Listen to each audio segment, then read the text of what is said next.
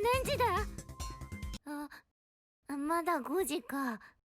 ここはどこだ？思い出した。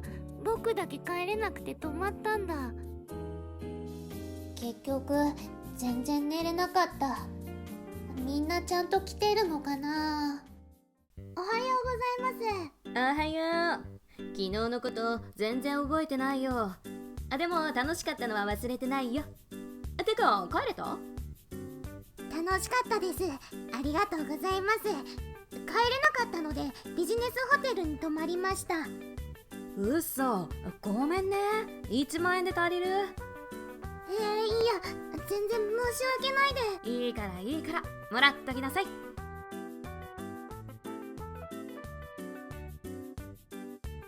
よーし、じゃあ朝礼するぞ。今日はカエルで行こう。何をどうすれば？今日の目標をみんなの前で話してみて。だいたい5分くらいかな。大きな声でね。すごい目標だったね。達成できなかったら夜の報告で詰められちゃうから頑張ろうね。いや、それ先に言ってほしかった。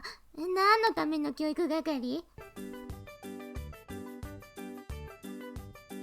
じゃあ今日中にアポイント取らないといけないし、飛び込み営業しかないね。この近くの賃貸マンションに行って全部屋ピンポンをしてマンションギャラリーに来てもらえるように交渉するんだよ。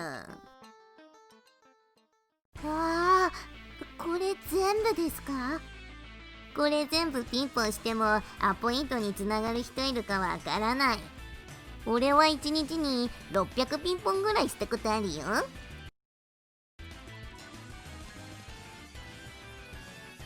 こんにちは。ブラックコーポレーションのカエルです。まったくうるせえな。誰に許可取ってやってんだよ。こっちは休んでんだよ。迷惑だ。警察呼ぶぞ。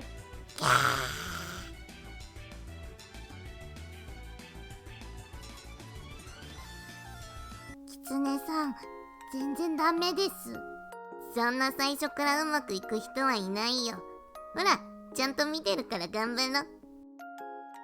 見てるだけじゃなくてお手本見せるなりアドバイスくれるなり。てか、さっきからずっとスマホ見てますよね、あなた。こんにちは。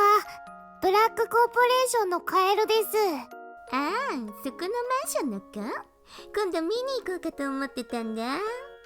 いやどうも。カエルと一緒に仕事してますキツネです。キャンペーン期間が明日までなのですが、いかがでしょうか？明日はちょうど予定ないからいいですよ。午後からと書いてますか？そうしましたら13時からご予約お取りしますね。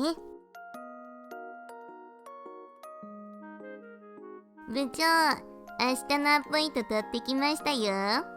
僕が。おー、よくやったな、キツネ。カエルもいいお手本見せてもらえてよかったな。